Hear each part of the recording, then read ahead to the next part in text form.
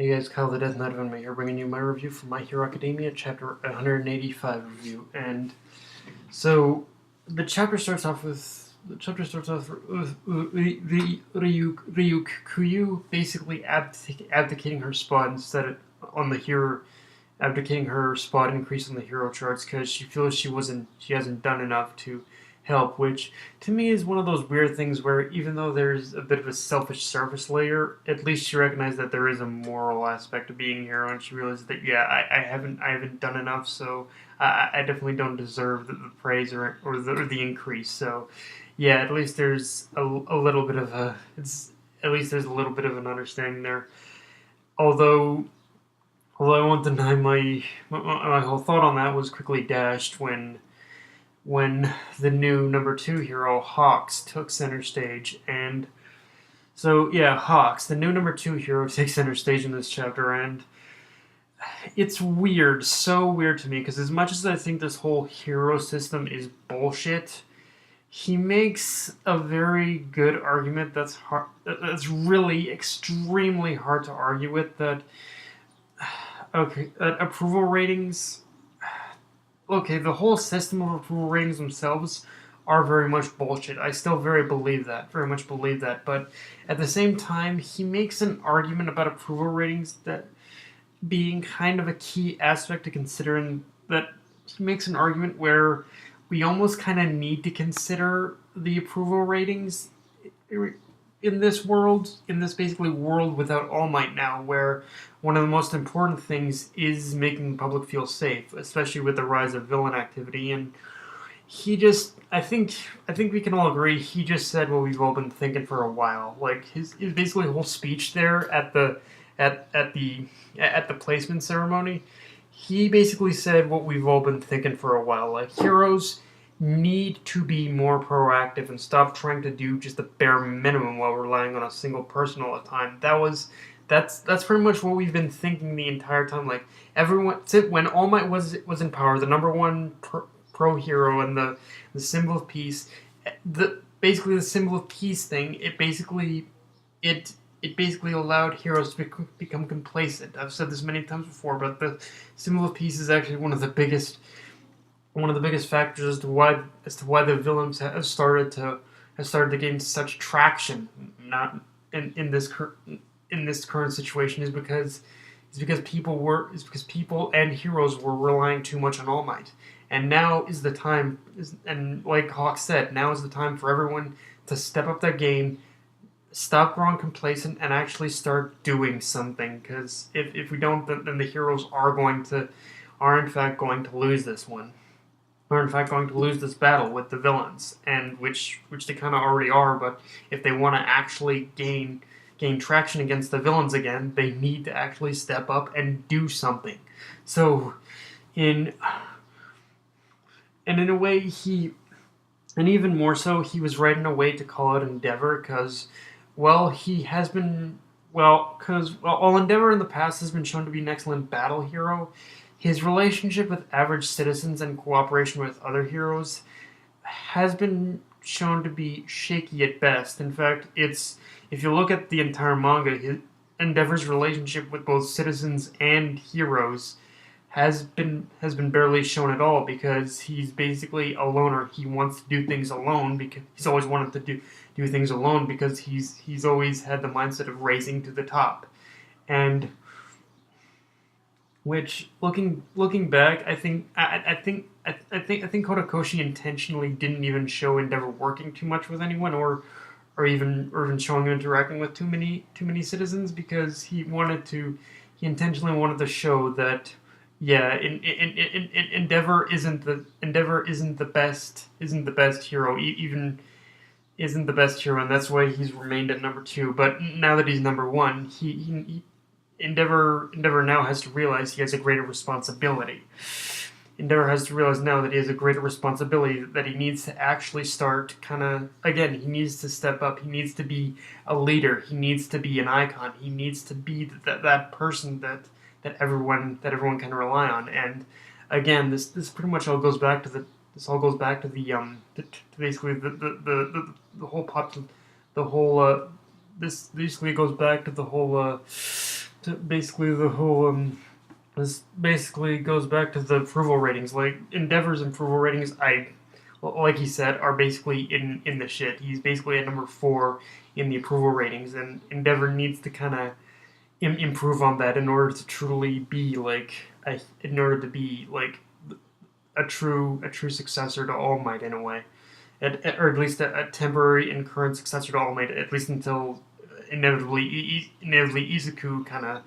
Izuku basically becomes the new symbol of peace afterwards. So yeah, this is gonna. So yeah, it's I believe we're going to get a lot of Endeavor here in the future chapters for sure. Um, now, now the one thing I heavily disagree with Hawks on though in this whole thing about approval ratings is that Hawks seems to, from what I read, Hawks seems to operate under the assumption that anyone can be the symbol of peace, and anyone can be the symbol of peace. Anyone can be the number one hero, of course, but I think Hawks is under the assumption that a symbol of peace is something that you can just basically earn, and I think that's where I would kind of have to disagree with him on that one, because being number one hero, okay, you can definitely earn that one, but being a symbol of peace, you definitely need a few key qualities in order to truly be the symbol of peace to the public. You need charisma. You need power. Definitely power. Like, if there's anything All Might had proved is that you need to be strong enough in order to take on any villain, anytime, anywhere. And you also need a genuine desire to protect people. You also need a genuine desire to die protecting people.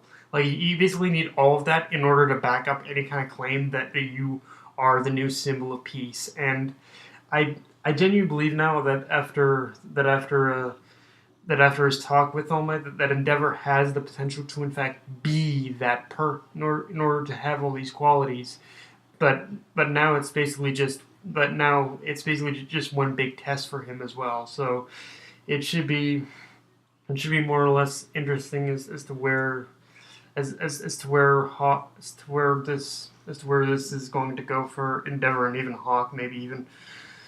So yeah, Hawk, I agree with you, but definitely that bit about the symbol of peace is definitely something you really need to consider, because it is an icon. It is basically a title, but it's a title you definitely need a lot more than just rankings or anything else to earn, for sure. And now, speaking of Hawk, we really get a sense of what Endeavor thinks of Hawks in this chapter, and to me, even though a lot of it was played up for laughs, I feel their conversation had some great characterizations for both of them. And because of all the development Endeavor has gone through, I think he sees a small part of what he used to be in Hawks, especially since the latter does seem to have this very arrogant attitude and even not much respect for All Might. Like, he definitely isn't as in he definitely I guess Hawks just kind of sees Hawks really sees All Might as another hero, like that could be easily. But easily, Hawks saw All Might as basically another hero that could easily be replaced, and I do like how Hawks kind of represents sort of that kind of. Hawks in his own way kind of represents that kind of hero that is like he definitely shows the kind that he definitely kind of represents the kind of hero that's like, All Might is just another hero. He's not really anything special. Like, it's good. I think it shows that not everyone pretty much believes in that symbol of peace and that whole symbol of peace thing that he was spouting. But at the same time, it is still a thing. And like I said, Hawks just kind of. I think Hawks just believes that anyone can definitely be the symbol of peace, but you definitely need but again, Hawks, you definitely need a few key qualities. You're definitely a little farther away from being the symbol of peace. Number one hero, maybe, but symbol of peace, And but like I said, Endeavor really sees a lot of himself in Hawks, especially with the attitude and not having much respect for All Might. Although, my respect for All Might, and he does. I will give Hawks credit. He does at least have the sense to know when he needs to work with others. Like he's not like Endeavour where he's completely unwilling to work with people. He's actually willing to work with people, like he did in this chapter by requesting Endeavor's help. And I think it's fair to say Hawks is still like Hawks is still testing him like he was doing. I think it's fair to say that Hawks is pretty with this whole request Hawks put into Endeavour wanting to check out his hometown in order to check out the whole Nomu sightings. I think we can say that pretty much just like the whole thing with the ranking ceremony. I think Hawks is still very much testing him by doing this to see just how much Endeavour is willing to work with others and be a leader. Like a leader, I will agree with him that definitely a leader is definitely a necessity now too. So yeah, it's definitely. I think we're gonna get some great development for Endeavour from pretty much this point on, honestly, and it should be really interesting as to where Endeavour's character is gonna go from here. Although, let's talk about that ending scene, because we get introduced to High End, a Nomu that can actually speak, and I think it's fair to say the one talking to High End is in fact Shig Araki, but now I really want to know how this was made possible at all, because Nomus are rendered basically brain dead servants by having too many quirks shoved into their bodies. So how did he keep this one's consciousness intact while also making him how did he keep this one's consciousness for the most part intact while also making him an obedient servant? Like I genuinely want to find out how the hell Sheik Araki managed to pull that off, because again, like, no, I assume Mr. Compress has something to do with this, but it's like I assume Mr. Compress is kind of being vital to collecting the quirks for this to happen. But it's like, yeah, how is it that this Nomu can even speak? It's basically like it shouldn't happen at all. So what's going on? And actually, even bigger question for me is who did Shigaraki use to create this Nomu? Because just from the design of High End, I almost want to say that Overhaul is that Nomu, or at least one of the 8 precepts, which would make sense. Why he basically wanted Overhaul's quirk, but did he actually transform Overhaul's body into a Nomu as well? Like, yeah, I want to say I'm saying right now that either Overhaul or one of the 8 precepts for sure is that Nomu, because even just the design, it kind of looks like one of the 8 precepts, or again even Overhaul. So yeah, whoever that is, I'm really intrigued to see who exactly it is, and hopefully in the future we are going to address who exactly that Nomu used to be, I guess. But yeah, guys, that's my review. If you enjoyed the video, like, comment, subscribe, follow me on Twitter and Facebook. Death Night of Anime, signing off. Later, guys.